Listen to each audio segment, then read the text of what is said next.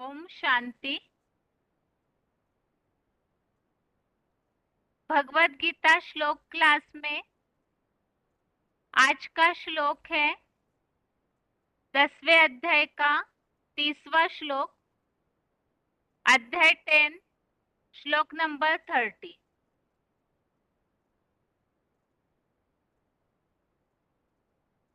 श्लोक है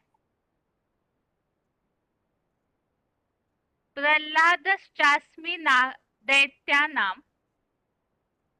कालः कालयतामहम् मृगाणां च मृगेन्द्रोऽहम् वैनतेयश्च पक्षिणाम्। श्लोक दोबारा। प्रह्लादश्चास्मि दैत्यानां कालः कालयतामहम् मृगाणां च मृगेन्द्रोऽहम् वैनतेयश्च पक्षिणाम्। श्लोक का संधि विच्छेद है प्रह्लाद च अस्मि दैत्यानां कालः कलयताम् अहम् मृगाणां च मृगेन्द्रोऽहम् वैनतेयश्च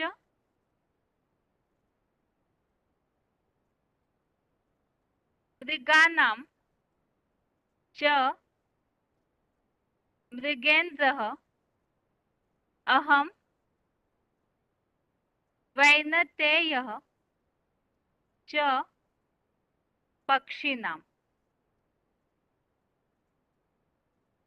संधि विच्छेद दोबारा।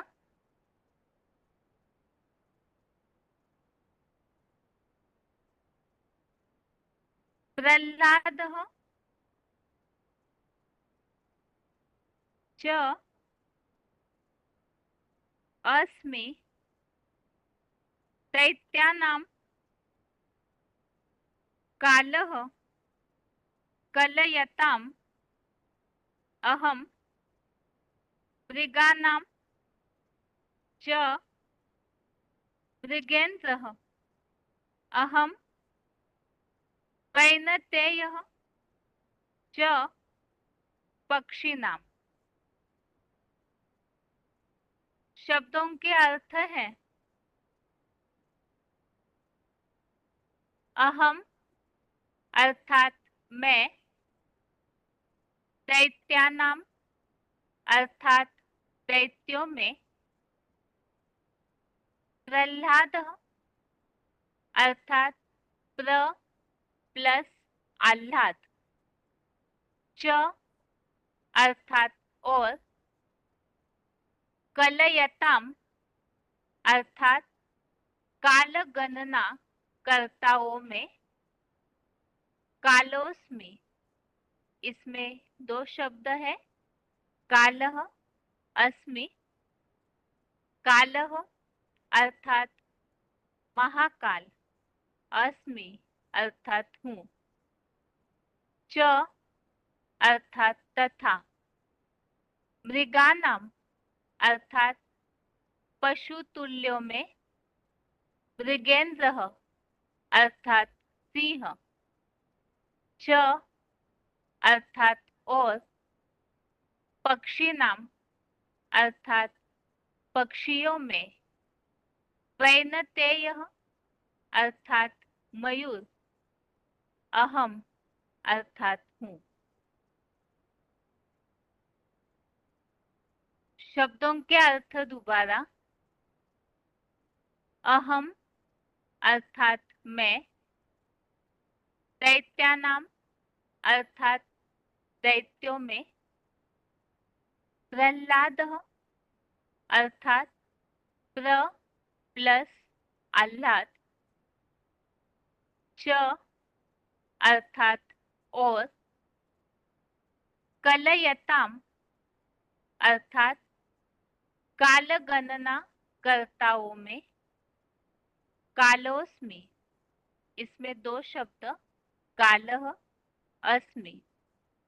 कालः अर्थात महाकाल, अस्मि अर्थात हूँ, च अर्थात तथा, मृगानाम अर्थात पशुतुल्यों में, मृगेन्द्रः अर्थात सिंह, च अर्थात और, पक्षी नाम अर्थात पक्षियों में, वैनतेय अर्थात मयूर, अहम अर्थात हूँ।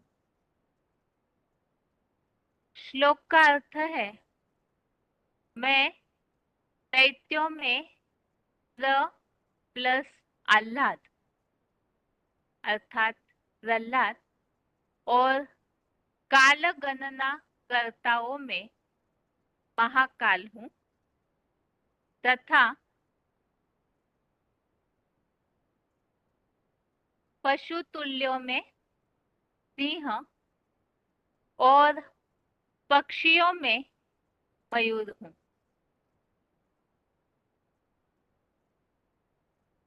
तो आज के इस 10वें अध्याय के 30वें श्लोक में हम अगली विभूतियों के नाम अभी सुने हैं और विभूतियों के बारे में हम अभी तक समझते हुए आए हैं, जो कि इसी 10वें अध्याय में ही शुरू में ही जहाँ विभूतियों का वर्णन अर्जुन ने ये बात भगवान से कही कि आप विभूतियां मुझे दोबारा विस्तार से बताइए, जिन विभूतियों के द्वारा, जो 10वें अध्याय के 16वें अध्याय 10 के ही श्लोक नंबर 16 में इस तरह उल्लेख आया हुआ है कि जिन विभूतियों द्वारा स्वर्ग नरक आदि तीनों लोकों को फैलाकर भगवान अव्यक्त होकर शांति धाम में बैठ जाते हैं और उन विभूतियों का वर्णन भगवान ही बताने में समर्थ है।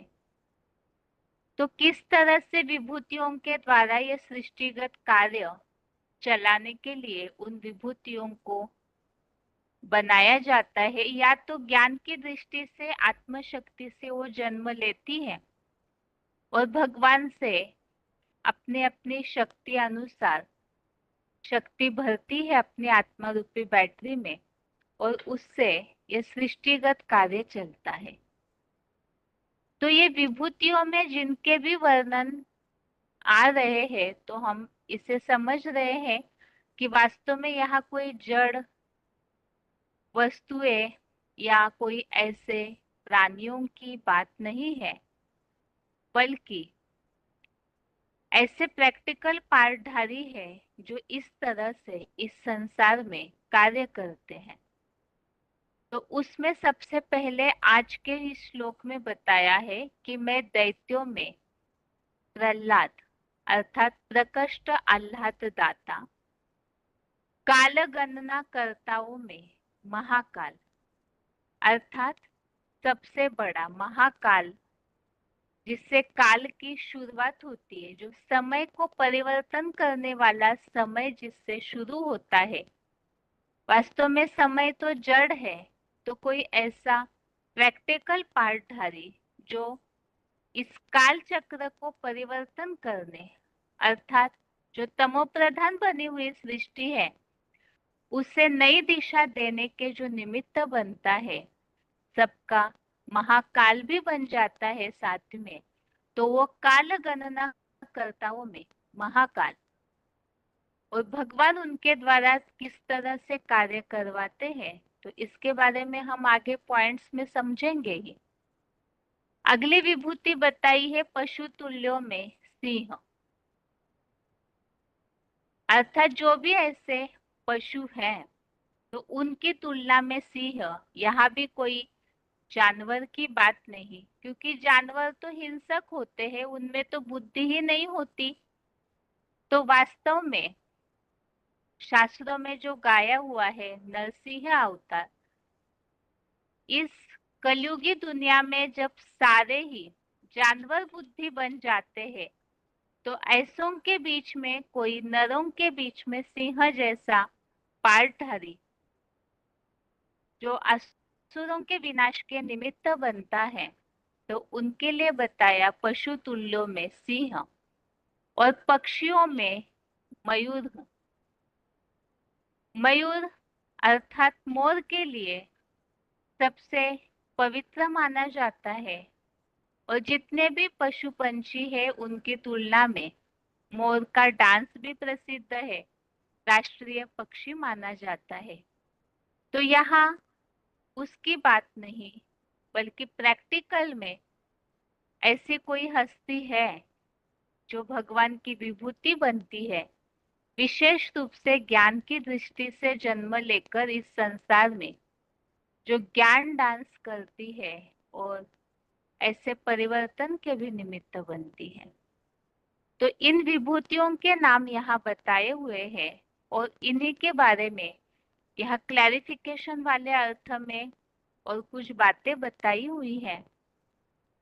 क्लैरिफिकेशन सहित अर्थ है, मैं द्वैतवादी युग के विधर्मी दैत्यों में प्रहलाद अर्थात प्रकृष्ट, प्र प्लस आह्लाद दाता और काल गणना कर्ताओं में कालों का काल महाकाल हूँ, तथा कंटीले संसार रूपी जंगल के जानवर बुद्धि पशु तुल्यों में सिंह और देह भान की पूंछ से नृत्य करता पक्षियों में सुपर्ण अर्थात और नागासन मयूर हूँ। तो यहाँ पर बताया द्वापर युग से द्वैतवादी युग, जहाँ द्वापर युग शुरू होता है, इस सृष्टि चक्र में सतयुग त्रेता युग में तो देवताएं हैं, और द्वापर युग से जहाँ यही नीचे उतरकर मनुष्य और धीरे धीरे स्वभाव संस्कार बिगड़कर आसुरीपना में उतर आते हैं, तो वही फिर ऐसे विधर्मी दैत्यों में प्र प्लस आह्लाददाता अर्थात दैत्यों के कुल में जन्म लेने पर भी प्रहलाद जो है वो दैवी गुण वाले संस्कार वाले ऐसे शास्त्रों में उल्लेख माना जाता है। तो वो कौन हस्ती है? और काल गणना कर्ताओं में कालों का काल महाकाल हूँ। तो महाकाल के रूप में तो शास्त्रों में भी महादेव के लिए ही मान्यता है, और किस तरह से काल परिवर्तन करने के और सबके कालों का महाकाल बनते हैं, उसके बारे में यहाँ उल्लेख दिया हुआ है। और कंटीले संसार रूपी जंगल के जानवर बुद्धि अर्थात इस कलयुग अंत की दुनिया में द्वापर युग से ही धीरे धीरे विधर्मियों के संग के रंग से जब ये सृष्टि पूरी तरह से नीचे गिरती है, पतित हो जाती है, तो मनुष्य तन होते हुए भी सबकी बुद्धि जानवर जैसी हो जाती है, और कांटों का संसार अर्थात सभी एक दूसरे के प्रति दुखदायी बन जाते हैं, दृष्टि से, वाचा से, वाइब्रेशन से, कर्मेंद्रियों के व्यवहार से भी। तो ऐसे कांटों के जंगल में इस दुनिया को ही कांटों का जंगल बताया, और उसमें सभी जानवर बुद्धि है, तो उन सबके पशु तुल्यों में जो सिंह है, देह भान की पूंछ से नृत्य करता पक्षियों में सुपर्ण, जो पूंछ तो बहुत लंबी होती है मोर की, मयूर की, लेकिन वो बहुत सुंदर होती है, और उससे वो उस आधार से ही वो अपनी पूंछ की और डांस जब करता है तो वो पूंछ में ही सारी सुंदरता दिखने में आती है। तो ऐसे पंछियों में, पक्षियों में मयूर, और यहाँ नागासन बताया अर्थात ऐसी मान्यता है कि जो मयूर है वो सर्पों को खाता है। सर्प तो बहुत विशाली और सबके लिए भयावह, लेकिन ये मयूरी है जो सर्पों को खाता है।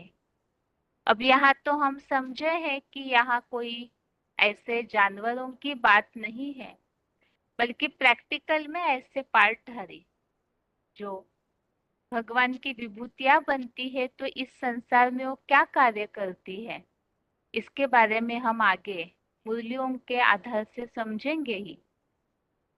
इसी श्लोक संबंधित जहाँ ऐसे उल्लेख आए हुए हैं विभूतियों के, उसी के लिए गीता में भी अन्य जगह उल्लेख है, तो उन्हें रेफरेंस श्लोक में देखते हैं।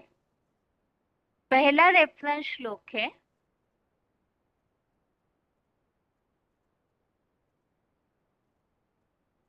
18वें अध्याय का चौथा अध्याय 18 का श्लोक नंबर 4। इसमें यहाँ उल्लेख आया हुआ है, इस संसार रूपी जंगल में हे मानवों में नरसिंह रूप। तो इस श्लोक में यहाँ उल्लेख है कि इस सारे संसार रूपी जंगल में ही मानव में नरसिंह रूप।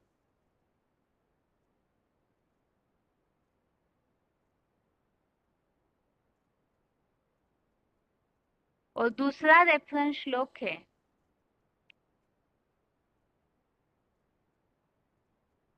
11वें अध्याय का 32वां श्लोक।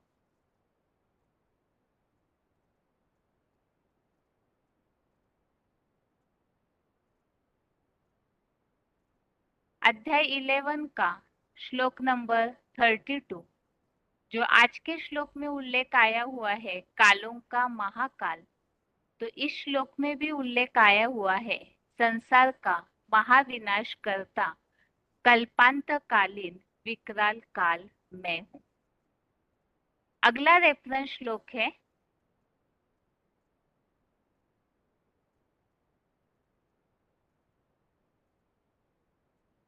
10वें अध्याय का 32वां अध्याय 10 का श्लोक नंबर 32।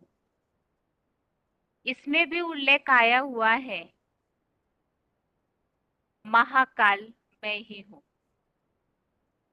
10वें अध्याय का 33वां अध्याय 10 का श्लोक नंबर 33। इसमें भी उल्लेख है अविनाशी काल चक्र में सदा हाजिर कालों का काल महाकाल हूं।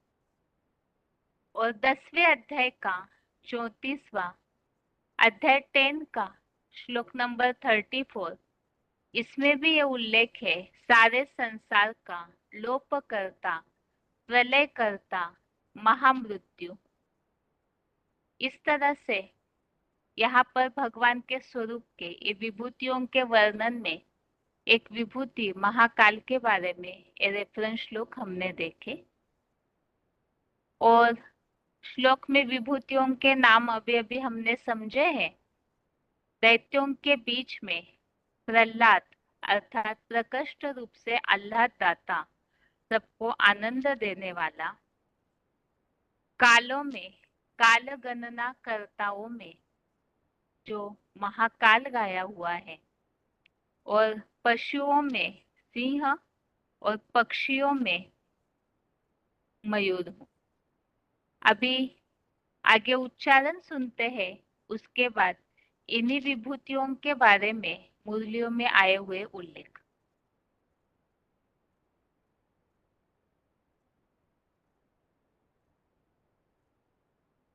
प्रह्लादश्चास्मि दैत्यानां कालः कलयतामहं मृगाणां च मृगेन्द्रोऽहं वैनतेयश्च पक्षिणाम्। मैं द्वैतवादी युग के विधर्मी दैत्यों में प्लस आह्लाद दाता और काल गणना करताओं में कालों का महाकाल हूँ, तथा कंटीले संसार रूपी जंगल के जानवर बुद्धि पशुतुल्यों में सिंह और ज्ञान योग के पंखों से नृत्य करता पक्षियों में सुपर्ण नागासन मयूर हूँ।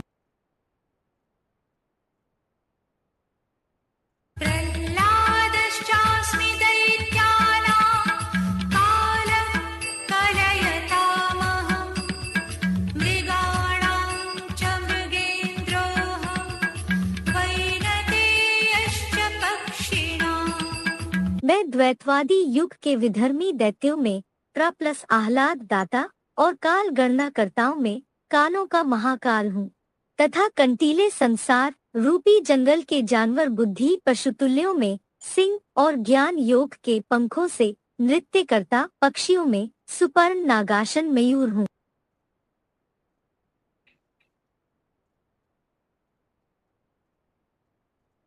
अभी आगे है पॉइंट्स।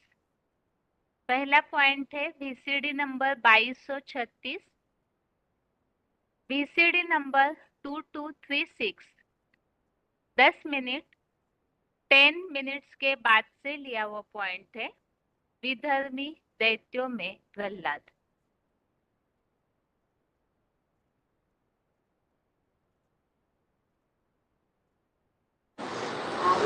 राक्षसों में भी कोई ऐसे राक्षस हुए हैं जिन्होंने एक भगवान को याद किया है, एक भगवान के प्रति सब कुछ अर्पण कर दिया है।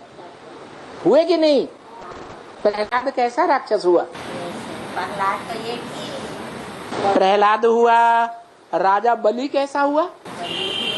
वो भी राक्षस था, राक्षस कुल में पैदा हुआ, लेकिन उनमें भी इतनी पावर आती। तो बताया कि दुनिया की सबसे बड़ी शक्ति क्या है? प्योरिटी। वो प्योरिटी योग बल से आती है या ज्ञान बल से आती है? योग बल से आती है। अगला पॉइंट है प्र प्लस आह्लाद दाता, VCD नंबर 2420, VCD नंबर 2420, 3 घंटा 19 मिनट 3 आवर्स 19 मिनट्स के बाद से लिया हुआ पॉइंट। महाराज प्र माने प्रकृष्ट रूप, आह्लाद माने खुशी। जो प्रकृष्ट रूप से दूसरों को खुशी देता है उसका नाम है प्रहलाद। नरसिंह अवतार आत्मा अलग है, प्रहलाद उसका भक्त है। प्रहलाद माने प्रकृष्ट रूप से, आह्लाद माने खुशी देने वाला है राम। रम्मिते योगिनो यस्मिनीति राम। राम वो है जिसमें योग लगाने वाले बच्चे प्रसन्नता का, खुशी का, आनंद का अनुभव करते हैं, रमण करते हैं। खेल खेलने में आनंद आता है या दुख होता है? आनंद आता है। तो उसे कहेंगे प्रहलाद। माने प्रजापिता का रोल है प्रहलाद। जब संपन्न स्टेज बने तो प्रहलाद। अगला पॉइंट है वार्तालाप number 1110, discussion number 1110, 22 minute 22 minutes के बाद से लिया हुआ पॉइंट है कालों का काल महाकाल। बाप महाकाल।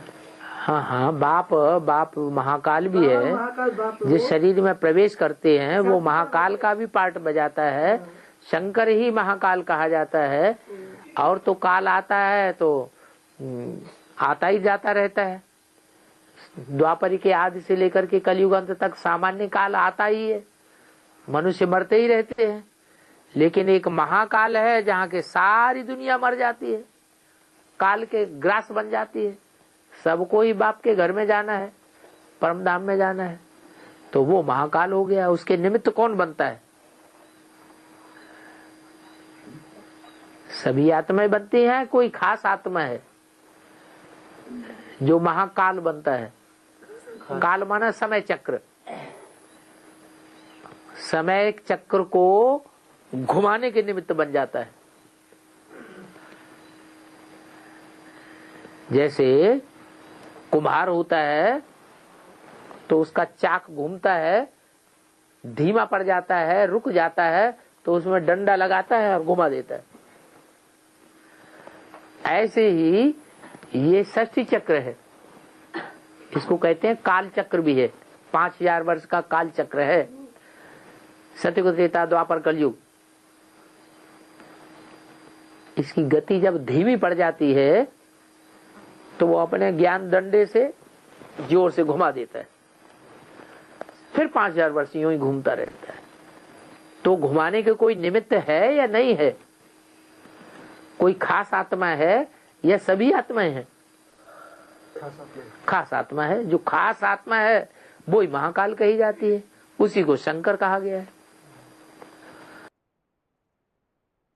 अगला पॉइंट है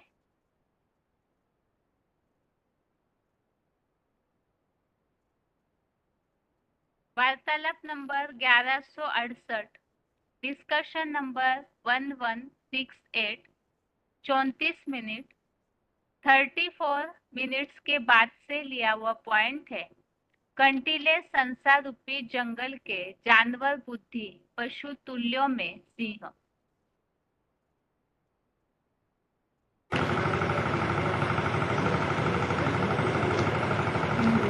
सारी दुनिया में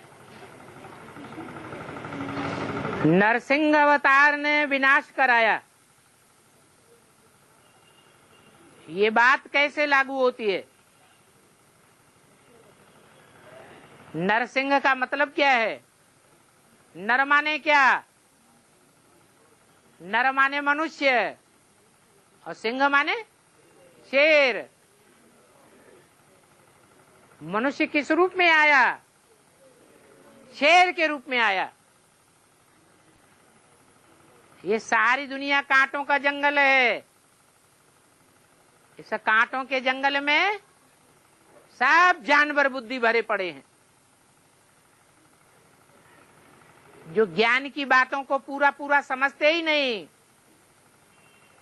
जो ना समझ हैं, जिन्होंने ज्ञान सुना ही नहीं है, उनकी तो बात छोड़ दो।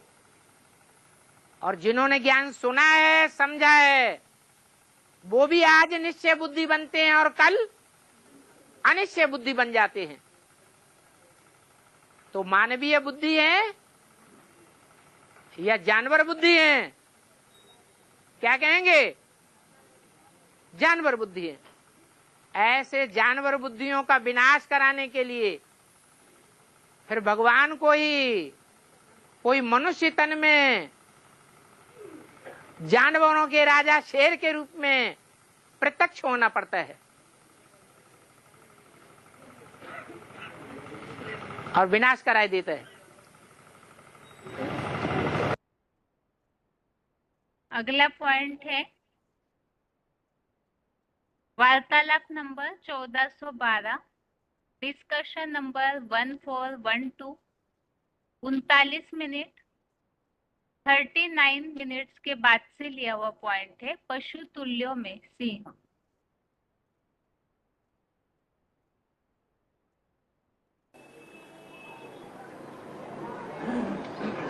वो एडम वाली आत्मा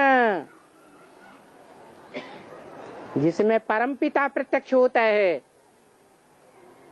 विकराल रूप धारण करके प्रत्यक्ष होता है। नर अर्थात मनुष्य के रूप में ही प्रत्यक्ष होता है, परंतु जानवरों में जो भयंकर रूप धारण करने वाला शेर है, उसे बबर शेर के रूप में प्रत्यक्ष होता है।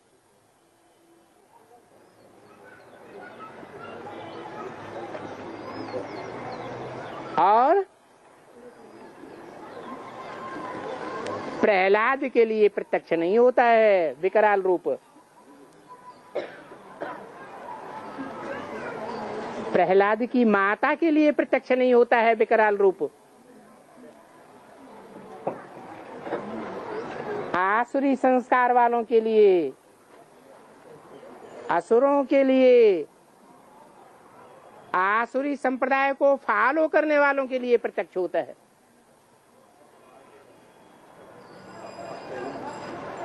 ये नरसिंह अवतार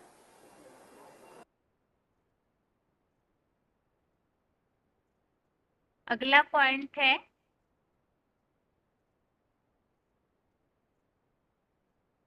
वार्तालाप number 325, discussion number 325, 16 minute 16 minutes के बाद से लिया हुआ पॉइंट है नागासन।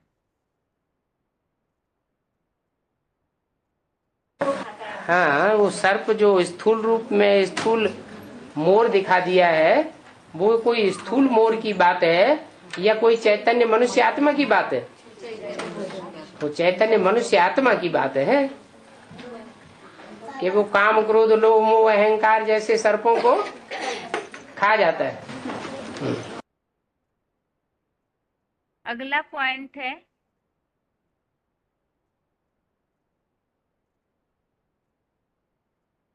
वार्तालाप number 974, discussion number 974, 36 minute 36 minutes के बाद से लिया हुआ पॉइंट है मैं देह भान की पूंछ से नृत्य करता पक्षियों में मयूर हूँ।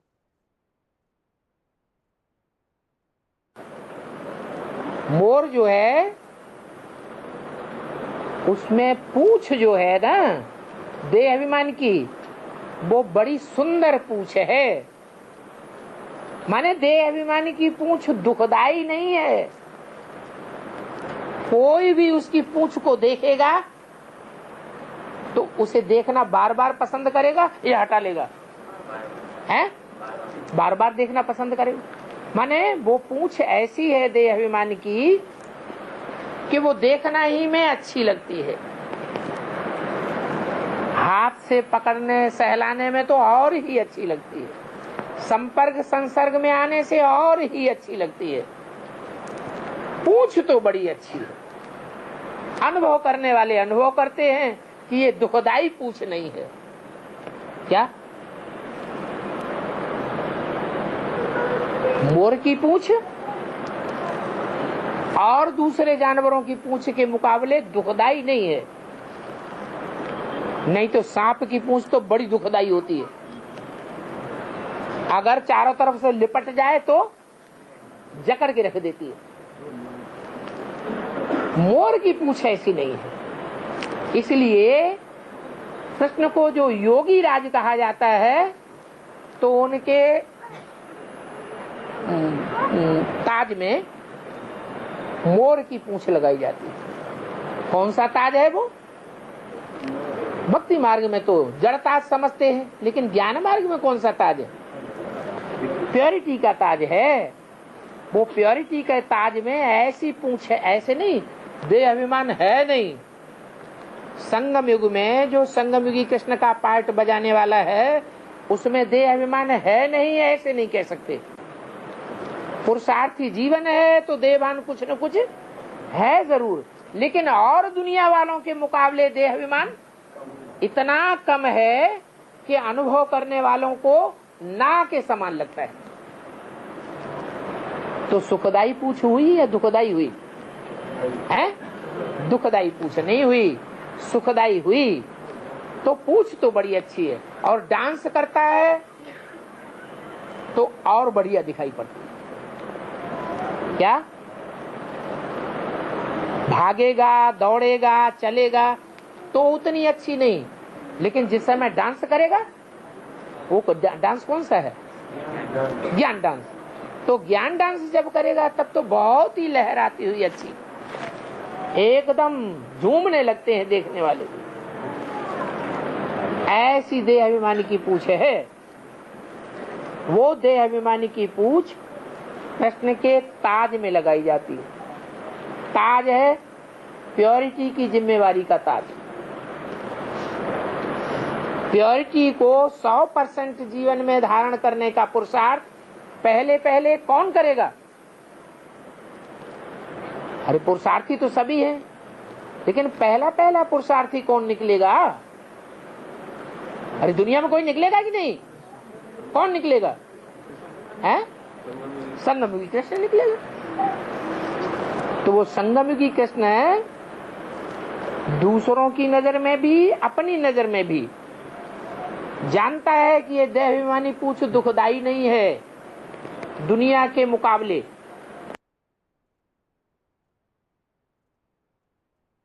इस तरह से 10वें अध्याय के 30वें श्लोक संबंधित पॉइंट्स हमने समझे हैं, जिसमें विभूतियों के बारे में हमने समझा। सबसे पहले तो विधर्मी दैत्यों के बीच में प्रहलाद, तो वो बताया हुआ है कि राक्षसों के बीच में पैदा होते हुए भी ये दुनिया तो अंतिम जन्म में कलयुग अंत में ऐसी ही बन जाती है। उनके बीच में भी राक्षस कुल में पैदा होने पर भी उनमें जो बल था वो योग बल का, प्यूरिटी का बल, और वही प्रहलाद अर्थात बताया जो राम है जिसमें सभी योग लगाते हैं तो उससे सब खुशी या प्रसन्नता का अनुभव करते हैं, तो वही आत्मा ही प्रहलाद का पार्ट बजाने वाली है। और महाकाल, कालों का काल महाकाल, इसके लिए तो शंकर के लिए ही भक्ति मार्ग में भी गायन है। और इस कांटों के संसार रूपी जंगल में जो पशु तुल्यों के बीच में सिंह है, अर्थात ऐसी मानवीय बुद्धि न होकर जो जानवर बुद्धि वाले मनुष्य है, उनके बीच में जो नरों के बीच में सिंह जैसा पार्ट बजाता है इस संसार के परिवर्तन के लिए, विनाश के लिए, तो वो नरसिंह अवतार। और मयूर के लिए बताया कि वो नागासन है, अर्थात सर्पों को खाना, मतलब जो 5 विकार रूपी सर्प है उनको खा जाता है।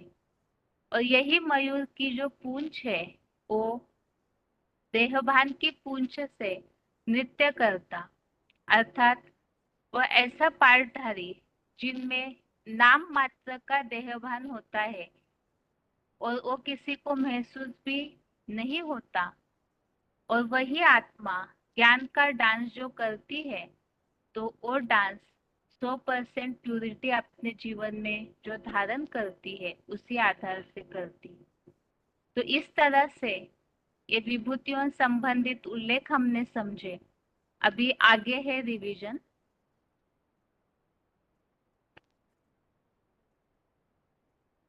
रिवीजन के लिए श्लोक नंबर है पहले अध्याय का 43 से 45वें श्लोक तक, अध्याय फर्स्ट का श्लोक नंबर 43 से 45 तक, और 10वें अध्याय का 30वां, अध्याय 10 का श्लोक नंबर 30। पहले अध्याय में रिवीजन में हम श्लोकों में बात समझ रहे थे।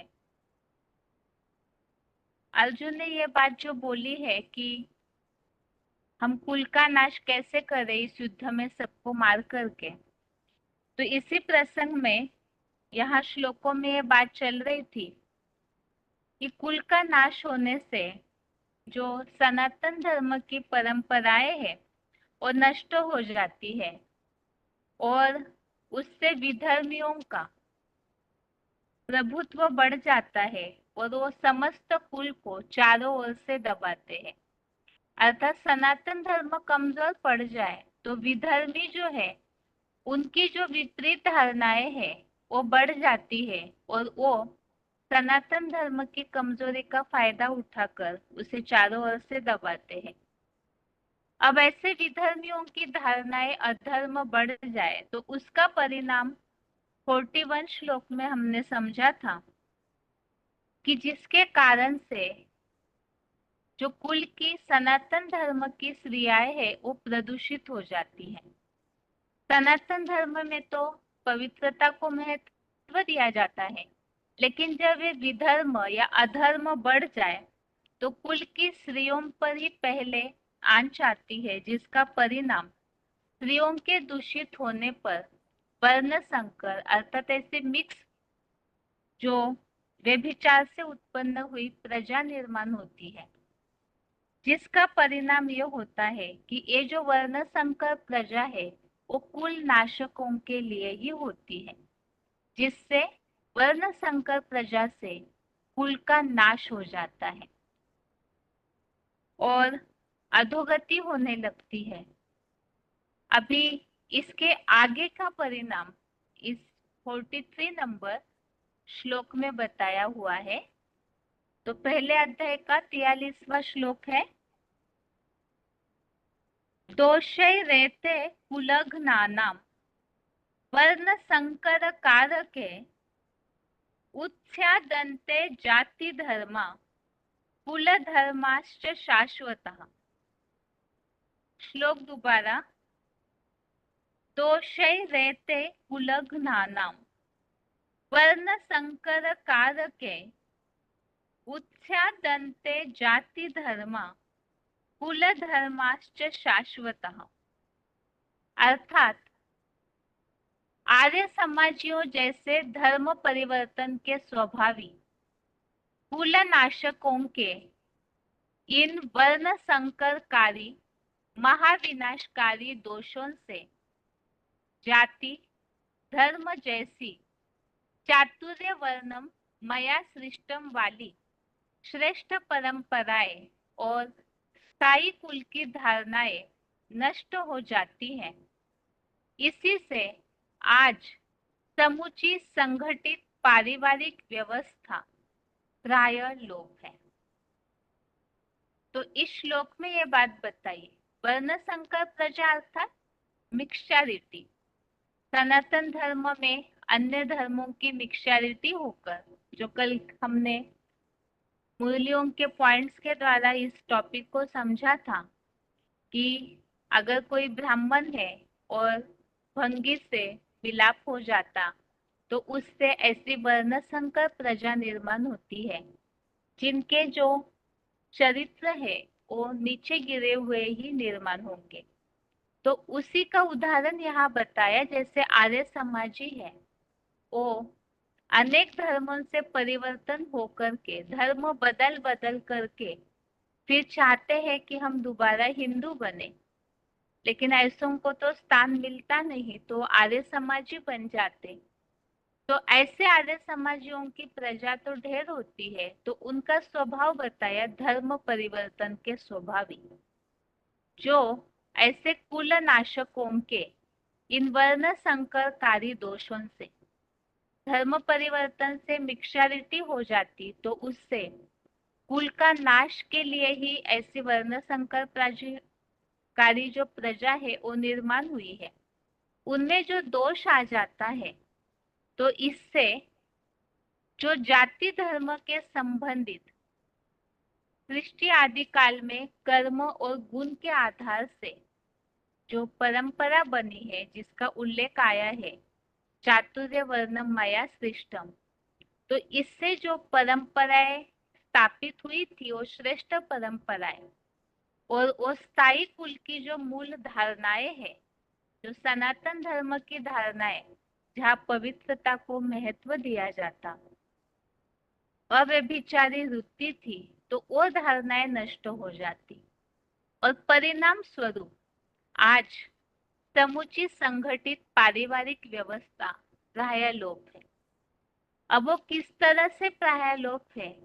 सनातन धर्म में तो सभी इकट्ठा रहा करते, 60-60, 70-70 लोगों का परिवार जो इकट्ठा दिखने में आता, एक मुखिया के कंट्रोल में सब रहते। तो वो जो पारिवारिक व्यवस्था जो गठबंधन है परिवार का, वो कलयुग अंत में धीरे धीरे बिखरता हुआ नजर आता है। इसी संबंधित यहाँ जो वर्ण संकल्पकारी प्रजा ऐसा जो दोष है वो किस तरह आता है इसका उल्लेख यहाँ दिया हुआ है। मुरली तारीख 7 अप्रैल 1969, मुरली डेट 7 अप्रैल 1969। कलयुग में देखो मनुष्य का क्या हाल है। अखबार में पढ़ा था 42 वर्ष का आदमी है, उनको 43 बच्चे हैं। फिर इतनी युगल गिनाई, कब 3 कब 4 बच्चे पैदा किए, तो उनको क्या कहेंगे? पुत्रे, पुत्रे से भी जास्ती।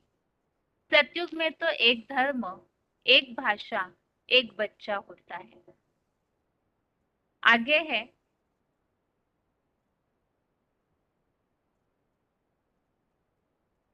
श्लोक में जो उल्लेख आया है चातुर्य वर्णम माया सृष्टम वाली श्रेष्ठ परंपरा, तो यहाँ पे इस श्लोक को देखते हैं, चौथे अध्याय का 13वां अध्याय 4 का श्लोक नंबर 13 में जो उल्लेख है, चातुर्य वर्णम माया सृष्टम गुण कर्म विभागशः, इसके लिए यहाँ भावार्थ में बताया कि कल्प अर्थात चतुर्युगी पहले भी हर व्यक्ति के भावानुकूल मैंने पुरुषोत्तम संगम युग में हुए गुण कर्म के विभागानुसार नंबरवार 4 वर्णों को रचा था।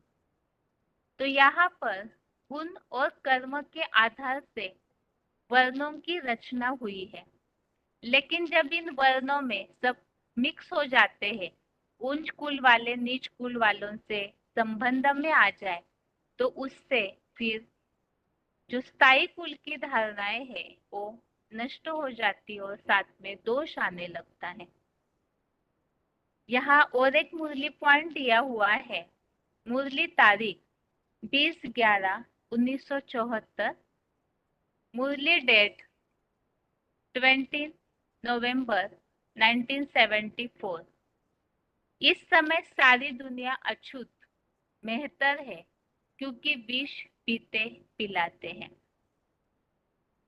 तो यहाँ पर किस तरह दोष आता है, अर्थात जो सनातन धर्म में अव्यभिचारी भावना या पवित्रता का महत्व था, वो नष्ट होकर के सभी अपवित्र बनने लगते हैं, जिसे बताया सारी दुनिया अछूत मेहतर है क्योंकि विष पीते पिलाते हैं, अर्थात अपवित्र बनने में ही ज्यादा महत्व देते, जो कि विधर्मियों का प्रभाव है। यहाँ पर एक VCD पॉइंट भी दिया हुआ है, उससे आगे VCD क्लिप के द्वारा ही हम सुनते हैं। आगे है point VCD number 2843, VCD number 2843, 51 minute 51 minutes के बाद से लिया हुआ पॉइंट है। आर्य समाजियों जैसे धर्म परिवर्तन स्वाभाविक।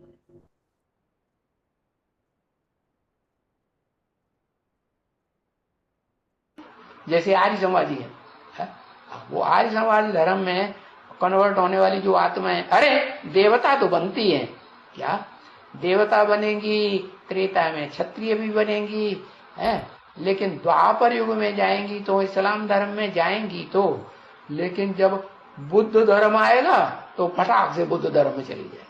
जैसे आज के नेताएं होते हैं ना, कैसे अवसरवादी, जहां उन्हें अवसर मिला फौरन जाके ये पार्टी ऊंची जा रही है, बस है, वो पहले वाले को धोखा दे देंगे है, और दूसरे में घुस पड़ेंगे। फिर बाद में देखेंगे कि अरे ये बौद्ध धर्म भी इनकी राजाई थोड़े समय चलती है, खत्म हो गई है, ये भी भीख मांगने लग पड़े दूसरे धर्म वालों से, तो उसे भी छोड़ देंगे। फिर किस क्रैश आता है, किसी धर्म में गड़बड़। तो ऐसे जो जो नया धर्म आता है वो अपने धर्म को परिवर्तित करते, धर्म के पक्के, उन्हें धर्म से कुछ भी लेना देना जैसे है ही नहीं। काय से लेना देना है, उन्हें तो अपनी मस्ती से मतलब, जहां देखी तबावरात वही बिताई सारी। अरे भाई क्या कहा, जहां देखी तबावरात वही बिताई सारी रात। तो ऐसे करते हैं, वो है आर्य समाजी। इसलिए उनको किसी धर्म से कोई लेना देना नहीं है। वो कहते हैं धर्म निरपेक्ष राज्य, हमें किसी धर्म की अपेक्षा नहीं है। तुम कोई भी धर्म को मानो, बंगियों के धर्म को अपना लो, बंगी बन जाओ, चमार बन जाओ, चांडाल बन जाओ, तुम हमको वोट देते रहो, बस वोट चाहिए। हाँ, और वोट लेने में अगर तुम एक्सपर्ट बन जाओ तो तुम हमारी तरह ऊंचे ऊंचे। अगला पॉइंट है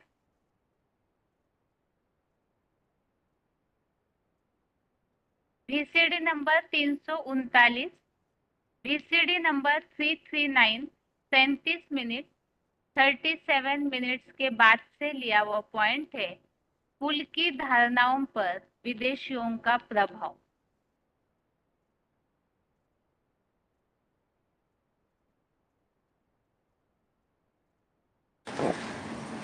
तो ये आज सनातन देवता धर्म जो था वो अभी है नहीं, प्रायः लोप हो गया है। प्रायः लोप हो गया माना पूरा लोप नहीं हुआ है। कहीं न कहीं कोई न कोई ऐसे परिवार हैं जहां पारिवारिक व्यवस्था अभी भी देखने को मिलती है। 60-70 लोगों का खाना एक चूल्हे पर बनता है, और जो घर में बुजुर्ग है उस एक बुजुर्ग की सब बात मानते हैं। कोई में ताकत नहीं परिवार के सदस्य में जो बुजुर्ग की बातों को टाल सके। यही तो बाप आकर के सिखाते हैं। क्या सिखाते हैं? एक की मत पर चलो। अनेकों की मत पर चलने से तुम्हारा ये हाल हुआ है। अनेकों की मत पर चलना माना रावण की मत पर चलना। रावण को अनेक सिर दिखाते हैं और राम को एक सिर दिखाते हैं।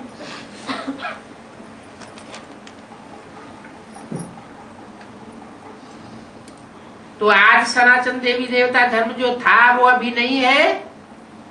धर्म भ्रष्ट कर्म भ्रष्ट बन गए हैं, धर्म से भ्रष्ट हो गए। बना पहले जो आज सनातन देवी देवता धर्म में थे उस इतने अच्छे सच्चे श्रेष्ठ धर्म को छोड़ करके पर धर्म को अपना लिया। और कर्म भ्रष्ट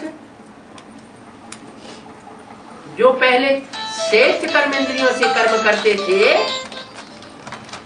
वो इन विधर्मियों के प्रभाव में आकर के भ्रष्ट कर्मेंद्रियों से कर्म करने लग पड़े, तो कर्म भ्रष्ट भी हुए।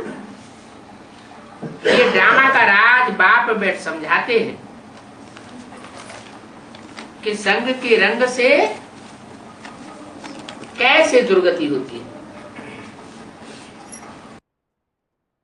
अगला पॉइंट है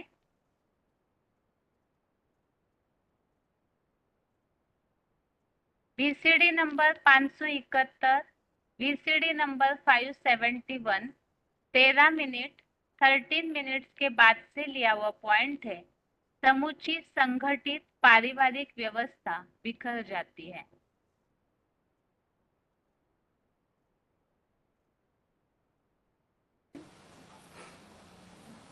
ये प्रजा के ऊपर प्रजा का राज्य, ये है बेकायदे राज्य। माने हर परिवार के अंदर जो असली संगठन ईश्वर के द्वारा स्थापन किया हुआ था वो टूट जाता है। पारिवारिक व्यवस्था ही टूट जाती है। और पारिवारिक इकाई जब टूटती है तो बाप का कंट्रोल रहेगा? बाप का कंट्रोल नहीं रहता। और जब एक का कंट्रोल ही नहीं रहा तो सारा घर अपनी अपनी ढपली और अपना अपना राग चलता है, सारा घर बिखर जाता है। जैसे भारत का हाल हुआ। पहले एक राजा था तो कितना सुख शांति थी। द्वापर से मामला बिगड़ता गया।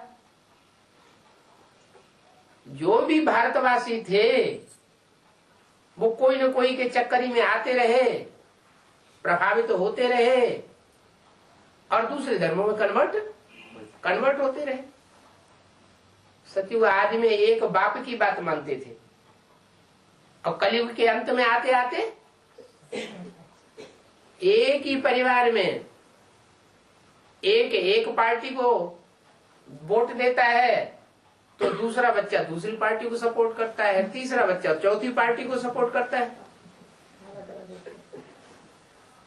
अपने अपने नियम कानून सब सुनाते हैं। सच्चाई का किसी को पता नहीं। अगला श्लोक है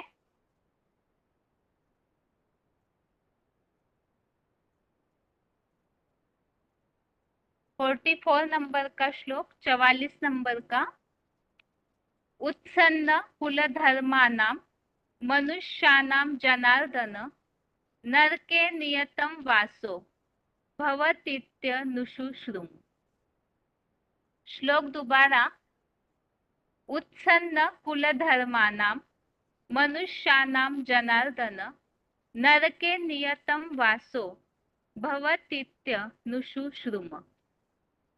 अर्थात, हे जनार्दन, नष्ट हुए कुलधर्मी मनुष्यों का संगम की भी चतुर्युगी शूटिंग में अनिश्चित काल तक राक्षसी नरक में वास होता है, ऐसा हमने सुना है।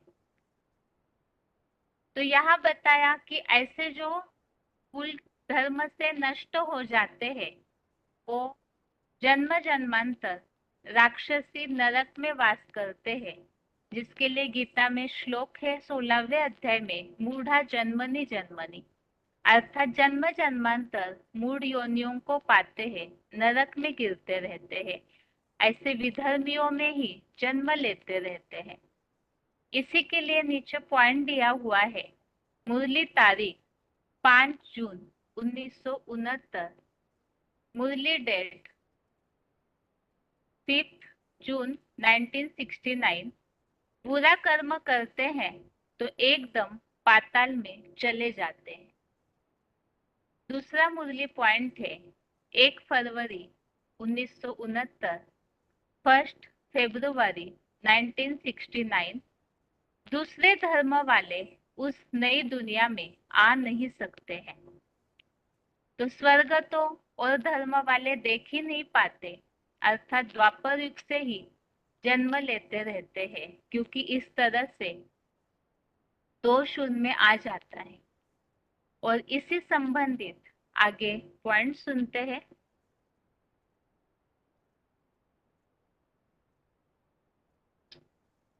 जन्म जन्म में नरक में वास, अर्थात मूढ़ा जन्मनि जन्मनि, VCD number 26, VCD number 26, 31 minute 31 minute के बाद से लिया हुआ पॉइंट। इसे कहते हैं द्वापुर। दो दो राज्य शुरू हो जाते हैं, दो दो मतें शुरू हो जाती हैं, दो दो कुल स्थापन हो जाते हैं।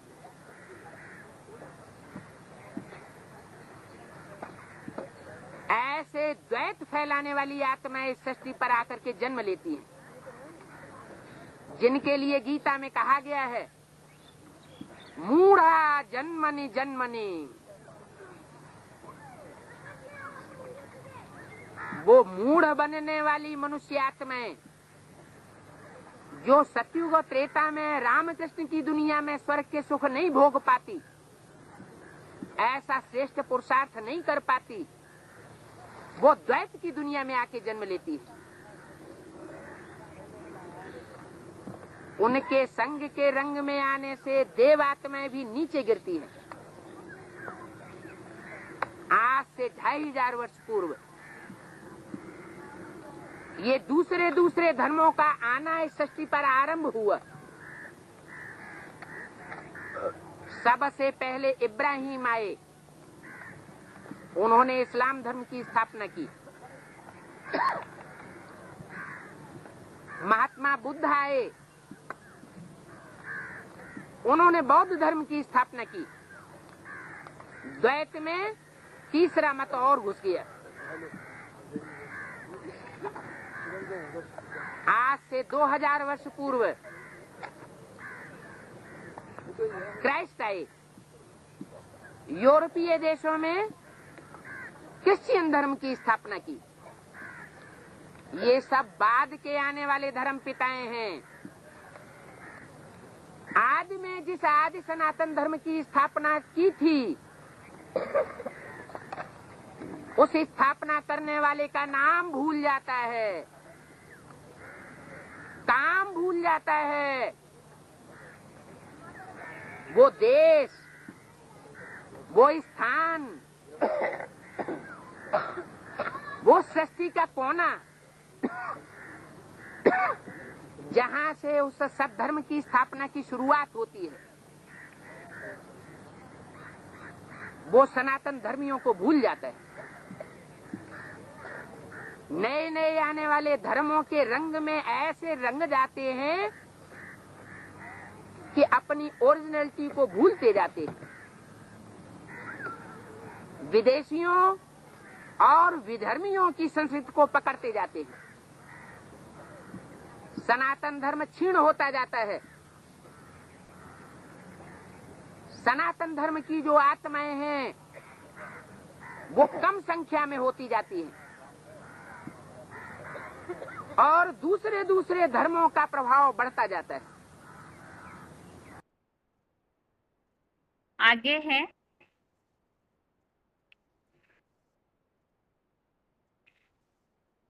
45 नंबर 45 नंबर श्लोक।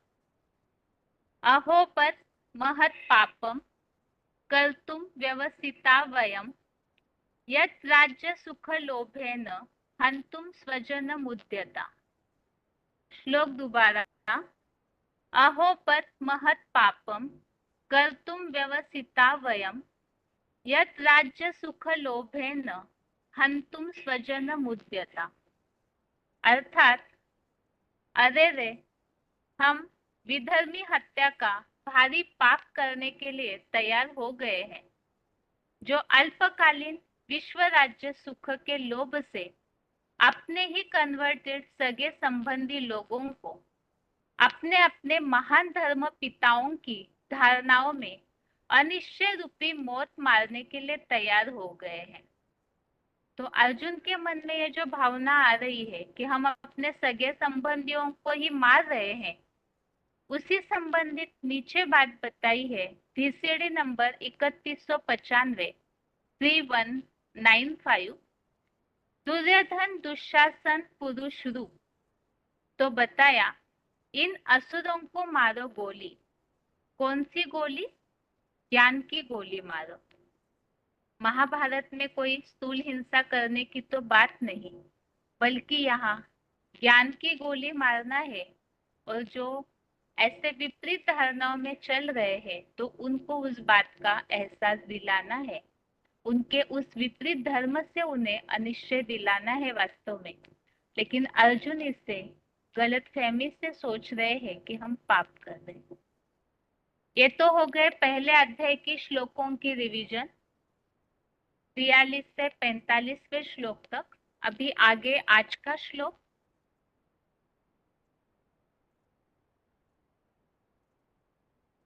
आज का श्लोक है 10वें अध्याय का 30वां अध्याय 10 का 30 नंबर श्लोक। प्रह्लादश्चास्मि दैत्यानां कालः कलयतामहं मृगानां च मृगेन्द्रोऽहं वैनतेयश्च पक्षिणाम्। अर्थात मैं द्वैतवादी युग के विधर्मी दैत्यों में प्र प्लस आह्लाददाता और काल गणना कर्ताओं में कालों का काल महाकाल हूँ, तथा कंटीले संसार रूपी जंगल के जानवर बुद्धि पशु तुल्यों में सिंह और देहभान की पूंछ से नृत्य करता पक्षियों में सुपर्ण नागासन मयूर हूँ।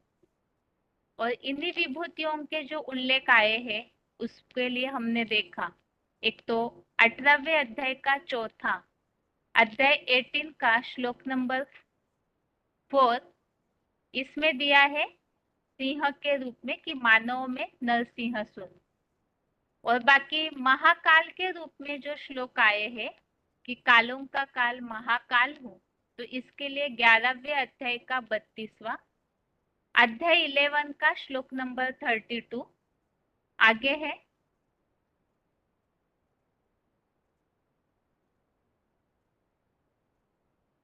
महाकाल के ही उल्लेख आए हुए श्लोक 10वें अध्याय का 32, 33, 34 अध्याय 10 का 32, 33, 34। इस तरह से 10वें अध्याय के 30वें श्लोक के साथ यहाँ रिवीजन के श्लोक भी पूरे हुए। पहले अध्याय का 43 से 45 अध्याय फर्स्ट के श्लोक नंबर 43 से 45 तक और अध्याय 10 का श्लोक नंबर 30। और इसके साथ ही आज के लिए यहाँ गीता क्लास पूरा होता है। ओम शांति।